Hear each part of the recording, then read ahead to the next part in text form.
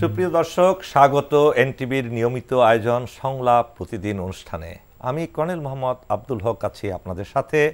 আমাদের আজকের বিষয় রাজনীতি ও সমসাময়িক প্রসঙ্গ। এখানে আজকে আমরা আলোচনা করব বিপ্লবোত্তর সরকার ও সামরিক বাহিনী। আমাদের সাথে এই আলোচনায় অংশগ্রহণ করছেন আজকের অতিথি অধ্যাপক ডক্টর নুরুল আমিন ব্যাপারী, সাবেক বিভাগীয় প্রধান, রাষ্ট্রবিজ্ঞান বিভাগ, ঢাকা বিশ্ববিদ্যালয়। থ্যাংক ইউ প্রফেসর, আপনাকে আজকে স্বাগত এই অনুষ্ঠানে। শুরুতেই আপনাকে সামান্য একটু ভূমিকা দিয়ে আপনার কাছ থেকে আমরা কথা শুনতে যাব। ৩৬ জুলাইয়ের আন্দোলনের যে রক্তস্নাত আন্দোলন, সেই রক্তস্নাত আন্দোলনের পরে অন্তর্বর্তীকালীন সরকার ক্ষমতায় বসেছে। আপনি জানেন এই ক্ষমতায় বসার পেছনে যদিও ওই ৩৬ দিনের ছাত্রদের আন্দোলন একটা ব্যাপক ভূমিকা রাখে, কিন্তু সেখানে এই সরকারের পতন হওয়ার পিছনে, ফ্যাসিবাদী সরকারের পতন হওয়ার পিছনে সামরিক বাহিনীর ভূমিকা এটা কোনোভাবেই অস্বীকার করা যায় না।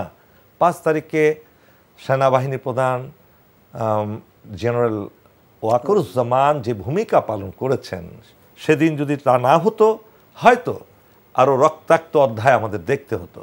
সেক্ষেত্রে সামরিক বাহিনীর ভূমিকাকে আমরা কোনোভাবেই অস্বীকার করতে পারি না। এই যে বর্তমানে অন্তর্বর্তীকালীন সরকার চলছে, এখানে আপনি কিভাবে দেখছেন সামরিক বাহিনীকে? কতটুকু শক্তিশালীভাবে ডক্টর ইউনূসের অন্তর্বর্তীকালীন সরকার গ্রহণ করেছে? আপনাকে অনেক ধন্যবাদ, আপনি আমাকে এখানে আমন্ত্রণ জানিয়েছেন এবং যে বিষয়টির উপরে আপনি আজকে আলোচনার সূত্রপাত করেছেন, বিষয়টিও অত্যন্ত গুরুত্বপূর্ণ এবং এই প্রেক্ষাপটে অনেক আগেই এই বিষয়গুলোকে নিয়ে টকশোতে আলোচনা করা উচিত ছিল। তার কারণ আমি খুব সংক্ষেপে আলোচনা করতে চাবো এখানে, কারণ আপনার এখানে তো সময়ও হবে না। যেই বিষয়টি আপনি আলোচনা করলেন যে বিপ্লবোত্তর সরকার, সেটি অবশ্য অনেক কন্ট্রোভার্সির মধ্যে আছে, কারণ একটা দেশের বিপ্লব এবং অভ্যুত্থান দুভাবে রাষ্ট্রবিজ্ঞানের ছাত্ররা বিশ্লেষণ করে। আমি ঠিক তো বিপ্লবকে আমি যাই সংজ্ঞায়িত করতে চাবো অন্যভাবে, সেটা হচ্ছে বিপ্লব হচ্ছে radical change of the society, সমাজের আমূল পরিবর্তন হবে। এবং একজন বিখ্যাত বিপ্লবী বলছিলেন, revolution is not a dinner party, writing an essay, painting a beautiful picture, it is an insurrection, A violent movement which will overthrow this existing society and establishes such a society there will be no exploitation of man by man. এমন একটা সমাজ গঠিত হবে যেখানে মানুষের দ্বারা মানুষ শোষণ হবে না। তো সেই ক্ষেত্রে আমি বলি যে এই বিপ্লবে কিন্তু সমর্থন করতে হলে পৃথিবীর প্রতিটি বিপ্লব সমর্থন করতে হয় সেনাবাহিনীর। সেনাবাহিনীর অ্যাক্টিভ রোল ছাড়া আমরা বড় বড় বিপ্লবগুলো দেখি নাই সাকসেসফুল হয়েছে। আপনি রুশ বিপ্লবের কথা ধরেন, চীন বিপ্লবের কথা ধরেন, ফরাসি বিপ্লবের কথা ধরেন, পৃথিবীর বড় বড় বিপ্লবগুলো আমরা দেখব বড় ভূমিকা পালন করছে সেনাবাহিনী। সেনাবাহিনী যতদিন না পর্যন্ত এই বিপ্লবগুলোতে অ্যাক্টিভ রোল প্লে করছে, ততদিন পর্যন্ত বিপ্লবটা কাঙ্ক্ষিত জায়গায় পৌঁছতে পারে না। এই জন্য আমি দেখব রুশ বিপ্লবের যিনি নায়ক ছিলেন, লেনিন বলছিলেন যে একটা দেশের বিপ্লব সাধিত হলে কমপক্ষে ওই দেশের 50% সেনাবাহিনী ওই বিপ্লবকে সমর্থন করতে হবে। ওই আঙ্গিকে যদি আপনার প্রশ্নের আমি উত্তর দিই, তাহলে দেখব 24-এর অভ্যুত্থান, যেটা গণ অভ্যুত্থান অথবা বিপ্লব আমরা যাই বলি, এখানে সেনাবাহিনীর বিশাল ভূমিকা পালিত হয়েছে। যেটা আমি দেখব, আপনারা দেখেন একদম শেষ পর্যায়ে সেনাবাহিনী তো হঠাৎ করে একটা সুশৃঙ্খলিত বাহিনী, এমন একটা ইনস্টিটিউশন, হঠাৎ করে কিন্তু আমরা যারা পারি, আবার পলিটিক্যাল পার্টি যা পারে, হঠাৎ করে আগে একটা কিছু করতে পারে না। তাদের এত সুন্দর পদক্ষেপ, স্টেপ বাই স্টেপ তারা আগিয়েছে। কারণ এই সেনাবাহিনী আমি বলবো দেশের মাটির মানুষ এবং সার্বভৌমত্বের রক্ষা কবচ। তার প্রমাণটা কিন্তু তারা 5ই আগস্ট দিয়েছে। কিভাবে দিয়েছে দেখেন, আমি দেখব যে যেইগুলি তো প্রথম যেটা শুরু হয়েছে, সেনাবাহিনীকে যখন ডাকলো রাজপথে আইন শৃঙ্খলা অবস্থা শান্ত করার জন্য, অথবা সরকারকে অন্য একটা সাপোর্ট দেওয়ার জন্য, সেনাবাহিনী কিন্তু ওপেনলি কিছু করেন নাই। এবং সেনাবাহিনী যে সমস্ত অফিসাররা মাঠে ছিল, ফিল্ডে ছিলেন, তারা কিন্তু সাধারণ জনতাকে তারা গুলিও করেন না বেশি। দু এক জায়গায় হালকা কিছু হয়েছে। আমি যেটা আমার সত্যি দেখা অবস্থা বিশ্লেষণ করব। এটা যখন আমরা দেখলাম চরম পর্যায়ে যখন গেল, তখন কিন্তু একটা বিষয় দেখা দিল, বিভিন্ন জায়গায় যখন আপনার আগ্নেয়াস্ত্র ব্যবহার করা ধরলো এবং পুলিশই আমরা দেখব পতিত সরকারকে বেশি সমর্থন দিল। সেনাবাহিনীর পাশে কিন্তু এই ঘটনাগুলি ঘটেছে, তারা কিন্তু দাঁড়িয়েছিল বিশেষ ক্ষেত্রে।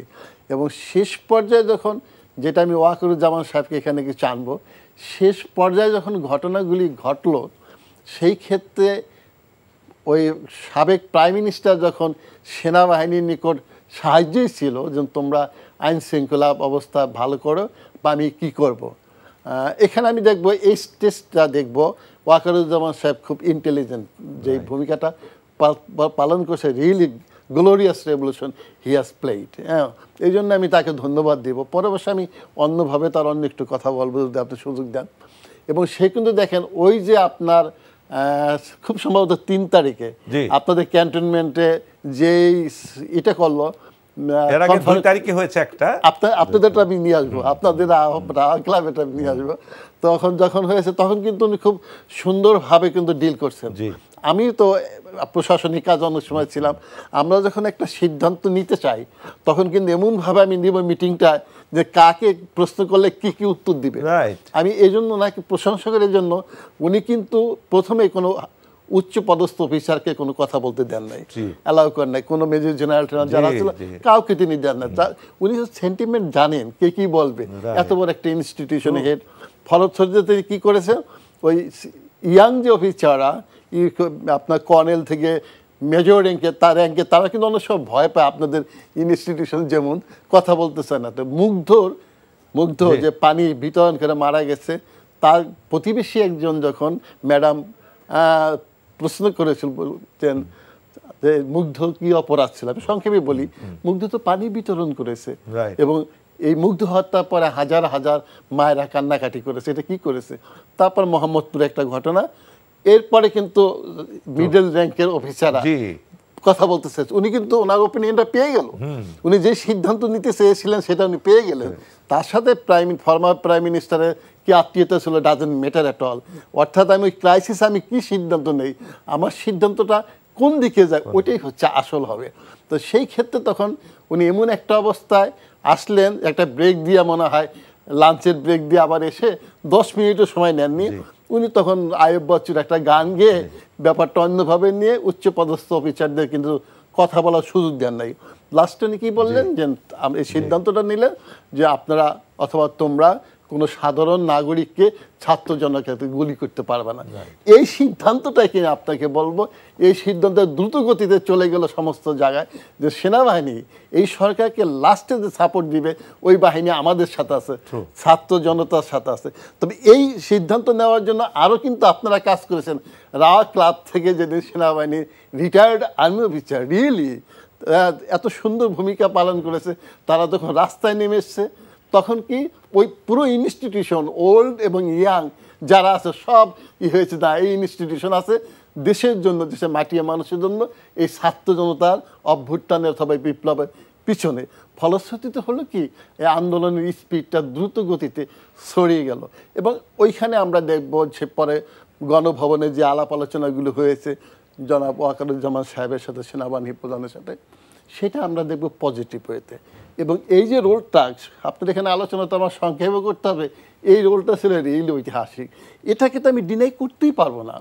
আমি যদি আমার 24-এর অভ্যুত্থানকে যদি আমি চুলচেরা বিশ্লেষণ করি, তাহলে তাদের এই অভ্যুত্থানকে, সেনাবাহিনীর ভূমিকা, গৌরবময় ভূমিকাকে আমি কখনো নেগলেক্ট করতে পারবো না। যদি করা হয় তাহলে ইনস্টিটিউশনের প্রতি অন্যায় করা হয় এবং জাতি হিসাবে কিন্তু আমরা আমাদের সঠিক পরিচয় দিতে পারবো না। কারণ হয়েছে যার যার পাওনা তাকে দিয়ে দিতে হয়। 2500 বছর আগে সক্রেটিস বলেছিলেন জাস্টিস কি তার শিষ্যদের, তার শিষ্যরা বলল যে সক্রেটিস তুমি বলো জাস্টিস কি। এক একজন এক এক উত্তর দিয়েছে। সক্রেটিস খুব সংক্ষেপে বললেন যার যার পাওনা তাকে দিয়ে দাও, ওটাই জাস্টিস। এই অভ্যুত্থানও যদি এখন আমি বলি, সেনাবাহিনীর পাওনা সেনাবাহিনীকে দিয়ে দেওয়া, বিএনপি জামাতের পাওনা তাদের দিয়ে দেওয়া, ছাত্র জনতার পাওনা তাদের দিয়ে দেওয়া, তাহলেই জাতির ঐক্য আসবে এবং এই বিপ্লব অথবা অভ্যুত্থান তার সার্থক পথে নিয়ে যেতে পারবে।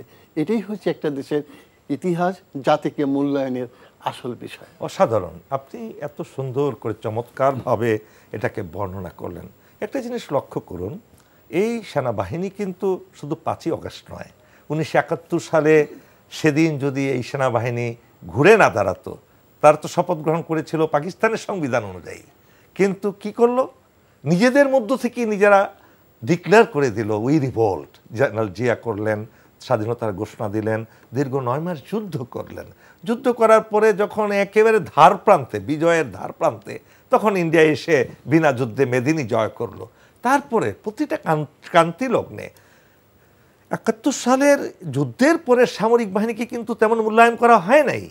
শেখ মুজিবুর রহমান যেভাবে এই সামরিক বাহিনীকে মূল্যায়ন করা উচিত ছিল সেটা না করে উনি জিআরবি গঠন করলেন এবং তার পরিণতি দেশবাসী দেখেছে। 75 সালে আবার সেনাবাহিনী এই ভূমিকা রাখলেন, বিশাল ভূমিকা। 90-এর গণঅভ্যুত্থানে ভূমিকা রাখলেন, আবার এই 5ই আগস্টের ভূমিকা রাখলেন। এরপরে সামরিক বাহিনীকে অবমূল্যায়ন করার কোনো অবকাশ নাই। আপনার কাছে পরবর্তী প্রশ্ন হলো, এই সামরিক বাহিনীর শক্তিটাকে অন্তর্বর্তীকালীন সরকার যেহেতু নির্বাচিত নয়, সামরিক বাহিনীকে যদি তাদের শক্তিশালী ভূমিকায় তাদের অবতীর্ণ, যেমন এই মুহূর্তে দেশের পুরো আইন শৃঙ্খলা পরিস্থিতি রক্ষা করছে, সামরিক বাহিনীকে যদি আরও কনফিডেন্সে নিয়ে ইউনূস সরকার যদি কাজে লাগাতে পারতেন, সামরিক বাহিনীর প্রধানকে যদি হাতে রেখে, তাহলে কি আরও ভালো হতো না দেশের জন্য? আপনি সুন্দর একটি প্রশ্ন করেছেন। আপনি যে অংশটা বললেন ওটা অবশ্য আমিও ভুল করেছি। 71-এর মুক্তিযুদ্ধে কিন্তু বিশাল ভূমিকা ছিল স্বাধীনতার যুদ্ধে, এবং জিয়াউর রহমান সাহেব যেটা বললেন ওই রিভল্ট, এটা কিন্তু দেখেন মার্কিন যুক্তরাষ্ট্র যখন স্বাধীন হয়, আমেরিকা রেভলিউশনে দেখবেন জর্জ ওয়াশিংটন সেনাবাহিনীর অফিসার ছিলেন, তিনি কিন্তু একই কথা বলছিলেন, ওই রিভল্ট। হ্যাঁ, অর্থাৎ সেনাবাহিনী থেকে কিন্তু এই ঘটনাগুলো আসে। তাহলে আমি যে কথাটা বলবো, আসলে আপনার যে প্রশ্নটা, বর্তমান সরকার ইউনূস সরকার যেটা ইউনূস সাহেব, সেটা তো আমি বলবো আপনার সাথে আমি সম্পূর্ণ একমত। কারণ সেনাবাহিনী আর যদি সরকার একত্রিতভাবে, সেনাবাহিনী সরকার একটি, এই মুহূর্তে দেশের আইন শৃঙ্খলা পরিস্থিতি যেভাবে আমাদের সেনাবাহিনী সামাল দিচ্ছে, এই সামালটা যদি না দিত তাহলে কিন্তু পুলিশের অবর্তমানে এটা কঠিন হতো। একই সাথে ডক্টর ইউনূস যদি সেনাবাহিনী প্রধান কিংবা সেনাবাহিনী প্রধানকে তার কনফিডেন্সে নিতেন ভালোভাবে, প্রতি সপ্তাহে তাদের সাথে একটা মিটিং করতে পারতেন, সাংবাদিকরা দেখতো, প্রচার মাধ্যমে দেখা হতো, তাহলে দেশের জনগণের কিন্তু আরও বেশি মনোবল বেড়ে যেত। পলিটিক্যাল পার্টিগুলো শান্তি মতভাবে শান্ত থাকতো যে না, দেয়ার উইল বি ইলেকশন। এই প্রসঙ্গে আপনি যদি একটু বলেন কিভাবে সামরিক বাহিনীকে ডক্টর ইউনূস কাজে লাগাতে পারেন। আসলে কিন্তু আমি আর বেশ কয়েকটা টক শোতে বলেছি, উল্লেখ করেছি, শুধু সেনাবাহিনী না, আপনার 24-এর গণ অভ্যুত্থানে যে সমস্ত শক্তিগুলো বিশেষ ভূমিকা পালন করেছে, সকলে সম্মিলিতভাবে যদি কাজগুলো করত, তাহলে কিন্তু ইউনূস সাহেবের হাত অনেক শক্তিশালী হতো, আমাদের দেশের অবস্থা, সার্বিক অবস্থা ভালোর দিকে যেত, এবং আমার মনে হয় একটা গণতান্ত্রিক পরিবেশ আস্তে আস্তে দ্রুত গতিতে ফিরে আসতো। তবে আমি সেখানে বলবো, প্রতিটি ইনস্টিটিউশন ও পার্টিরও কিছু আমার মনে হয় ইউনূস সাহেবের হইতে পারে কিছু মিসআন্ডারস্ট্যান্ডিং হয়ে গেছে, অথবা বিভিন্ন কার্যকলাপ অথবা মানুষের কথায়। সেখানে দেখবো রাজনৈতিক দল হিসাবে বিএনপি বিশেষ করে বড় একটি শক্তিশালী পার্টি, 15-16টি বছর যাবৎ তারাই বেশি নির্যাতিত, নিষ্পেষিত হয়েছে। তাদেরও ভূমিকা, বিশেষ ভূমিকা ছিল। তাদের সাথে আমি দেখব সম্পর্ক ওই রকম যেরকম যাওয়ার কথা ছিল যাচ্ছে না। সিমিলারলি আমরা দেখব সেনাবাহিনীর সাথে কিন্তু সম্পর্কটা সেভাবে যাচ্ছে না।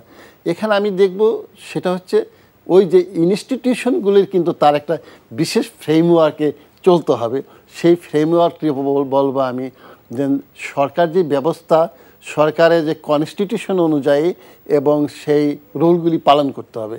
যেটা আপনাকে আমি একটা উদাহরণ দিচ্ছি, মার্কিন যুক্তরাষ্ট্রের এবারের আগে যে ইলেকশনটা হলো, বাইডেন সাহেব যখন প্রেসিডেন্ট হলেন, তখন কিন্তু ট্রাম্প সাহেব এমন একটা উস্কানি দিয়েছেন সেনাবাহিনী যে 3 বাহিনীর প্রধানদের যে তোমরা ইনডাইরেক্টলি উস্কানি দিয়েছে, ক্ষমতাটা নিয়ে নাও।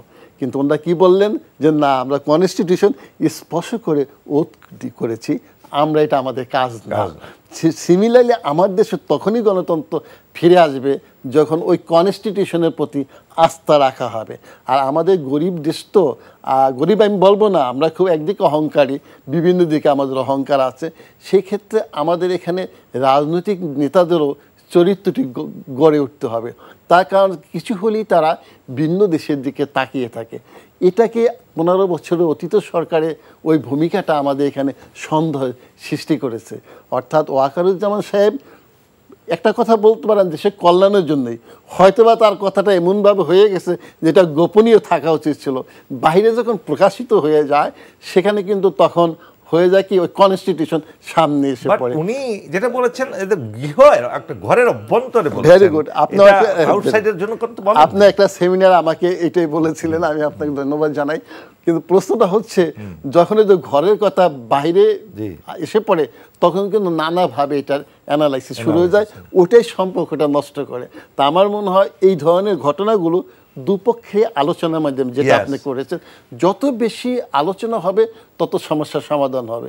কারণ গণতন্ত্রের বিউটি হচ্ছে আলাপ আলোচনা। কিন্তু আমরা তো দেখতে পাইনি, ধরেন এই যেমন একটা কথা জেনারেল ওয়াকারুজ্জামান তার দরবারে বলেছেন যে 5 আগস্ট থেকে আমরা অভিভাবকহীন অবস্থায় আছি। সেনাপ্রধানের মুখ দিয়ে এ ধরনের একটা কথা বের হওয়া, এটা কিন্তু অনেক সিগনিফিক্যান্ট। তার মানে কি, তার যেমন তার ভূমিকাটাকে সেনাবাহিনীতে শক্তিশালী করার জন্য, অর্থাৎ অনেক অপরাধীর বিরুদ্ধে কাজ করার জন্য কিন্তু আপনার দরকার হলো ডক্টর ইউনূসের সমর্থন। এবং ডক্টর ইউনূস যদি সেনাবাহিনীর প্রধান কিংবা বাহিনীর প্রধানদেরকে নিয়মিতভাবে তাদের সাথে বৈঠক করতেন, তাহলে তো একটা বিশাল স্টেক হোল্ডার তো এই দেশের। এই জিনিসটা কেন করা হচ্ছে না, আপনার কি মনে হয়? আমার মনে হয় কি, এটা আমরা দেখো প্রথম থেকে এটা একটু এলোমেলোভাবে চলছে। আমি বলি সেনাবাহিনীর যদি মিন করে তাহলে কিন্তু ল অ্যান্ড অর্ডার সিচুয়েশন তাড়াতাড়ি ডেভেলপ করতে পারে। এখানে এই বর্তমান যে পর্যায়ে তার একটা প্রমাণ আমি দিচ্ছি। 111-এ কিন্তু এরকম একটা ঘটনা ঘটছে। তখন কিন্তু সেনাবাহিনী দেখেন রাস্তাঘাটে সাথে সাথে ঠিকঠাক করে দিয়েছে, এবং সেনাবাহিনী দেখলেই বলতো সেনাবাহিনী আসতেছে। এবার কিন্তু ম্যাজিস্ট্রেসি পাওয়ার দেওয়ার পরও আমার মনে হয় শৈথল্য সেনাবাহিনীর দিকে কিছু আছে। এটা বলবো কেন, ওই রোলটা যদি তারা প্লে করতো তাহলে মনে হয় আরো ভালো হতো। আমি জানি না কি আছে প্লে করার মতো, তাকে তো আপনাদেরকে সুযোগ দিতে হবে এবং ওন করতে হবে যে আপনি এটা করেন এবং আপনি যাকে দিয়ে করাবেন তার সাথে তো আপনার একটা সৌহার্দ্যপূর্ণ সম্পর্ক। আপনি একজন অন্তর্বর্তীকালীন সরকারের প্রধান হিসাবে আপনি এক দল, এক নেতা, এক ব্যক্তি, সেই ধরনের লোকদের সাথে আপনি কথা বলেন, একসাথে বসেন, কথা বলেন। Why not to talk or have discuss with the discussion with the chief of three services? এখানে সমস্যাটা কোথায়? এখানে হচ্ছে আপনি যেটা বললেন এটা ঠিক। আমার মনে হয় ওই আমি যে কথাটা বললাম প্রথম থেকেই একটু মনে হয় আপনার কমিউনিকেশন গ্যাপ যেটা আমরা বলি, এটা একটা কিছু হয়ে এখনও সময় আছে। আপনার একটা কিছু হয়ে গেলে যে ওটাকে আবার ঠিকঠাক করা যাবে না এমন কিছু না। আমার মনে হয় উচিত হবে আলাপ আলোচনার মাধ্যমে এই গ্যাপটা যেন কমিয়ে আনা যায়। কারণ politics is the art of compromise. যত বেশি কম্প্রোমাইজ করা যাবে কনস্টিটিউশনাল পলিটিক্স তত শ্রীবৃদ্ধি সাধিত হবে। তা আমার মনে হয় ইউনূস সাহেব একটা ব্যস্ততার মাঝে ছিলেন। দেখেন এতগুলো আন্দোলন হয়েছে, আমার মনে হয় একটা নতুন সরকার বসলে এত আন্দোলন, হকারদের আন্দোলন, এইটা চতুর্দিকে হয়তোবা তিনি বুঝে উঠতে পারেন নাই। তারপরে আপনার যেই একটা সরকার ক্ষমতা থেকে সরানো হয়েছে, ওটা তো আমি বলবো এত ভালো সরকার ছিল না, একটা যদি বলি দুষ্ট সরকার ছিল। দেশের প্রতি মমত্ববোধ ছিল না, একটা দেখবেন ভিন দেশের কথাবার্তা শুনতো, তারপর দেশের স্বাধীনতার প্রতি তার কোনো নজর ছিল না।